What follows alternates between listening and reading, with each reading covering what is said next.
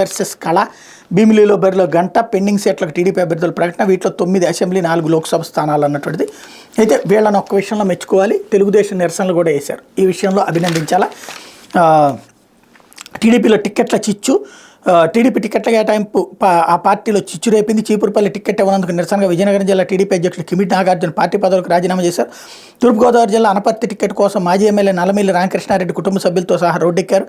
అనంతపురం జిల్లాలో అనంత అర్బన్ గుంతకల్లు మాజీ ఎమ్మెల్యేలు వైకుంఠం ప్రభాకర్ చౌదరి, జితేంద్ర గౌడ్కి టిక్కెట్లు దక్కపోవడంతో వారి వర్గీయులు ఆందోళనకు దిగారు. శుక్రవారం అనంతపురం అర్బన్ టీడీపీ కార్యాలయం ఎదుటి ప్రభాకర్ చౌదరి వర్గీయులు పార్టీ జెండాలు, ఫ్లెక్సీలు, కరపత్రాలు దానం చేశారు. అనంతరం రామ్సనగర్లోని టీడీపీ జిల్లా కార్యాలయం వద్దకు చేరుకుని తాళాలను బద్దలు కొట్టి లోనికి ప్రవేశించారు. కార్యాలయం కంప్యూటర్లు, ఫర్నిచర్, ఇతర సామాగ్రిని ధ్వంసం చేశారు. సామాగ్రిని బయటికి తీసుకొచ్చి దహనం చేశారు. చంద్రబాబు లోకేష్కి వ్యతిరేకంగా నినాదాలు చేశారు. పార్టీ జిల్లా అధ్యక్షుడు కాలువ శ్రీనివాసులు ఇంటి ఎదుట తెలుగు మహిళలు పార్టీ జెండాలు, ఫ్లెక్సీలను దహనం చేసి నిరసన తెలిపారు. ఆ సమయంలో ఒక మహిళ సొమ్మసిల్లి పడిపోయారు.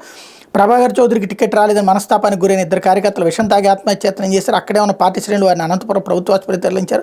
అనంతపురం అర్బన్లో 12 మంది క్లస్టర్ ఇన్ఛార్జీలు, 50 మంది డివిజన్ అధ్యక్షులు, 57 మంది యూనిట్ ఇన్ఛార్జీలు, 277 మంది బూత్ ఇన్ఛార్జీలు టీడీపీకి రాజీనామా చేశారు. Guntakal TDP MLA ticket Gummanur Jayaram ఖరారు కాగానే ఆయన వర్గీయులు టపాసులు పేల్చి సంబరాలు చేసుకున్నారు. అదే సమయంలో గుంతకల్ టీడీపీ కార్యాలయంలో జితేంద్ర గౌడ్ వర్గీయులు ఆగ్రహంతో ఊగిపోయారు. పార్టీ కార్యాలయం కుర్చీలను, కరపత్రాలను రోడ్డుపై వేసి నిప్పిపెట్టారు. చంద్రబాబు చిత్రపటాన్ని తగలబెట్టారు. జయరాంను ఓడిస్తామని శపథం చేశారు. తన వర్గీయులతో 3-4 రోజుల సమావేశమై భవిష్యత్ కార్యాచరణ ప్రకటిస్తామని జితేంద్ర గౌడ్ చెప్పారు. మరోవైపున పార్టీని నమ్మించి గొంతు కోసిందంటూ నాగార్జున స్టేట్మెంట్ చీపురుపల్లికి సంబంధించి, అట్లాగే 42 ఏళ్లుగా సేవలు అందించామంటూ నల్లమల్లి స్టేట్మెంట్ కూడా హైలైట్ చేసింది. ఈ విషయంలో మెచ్చుకోవాలి.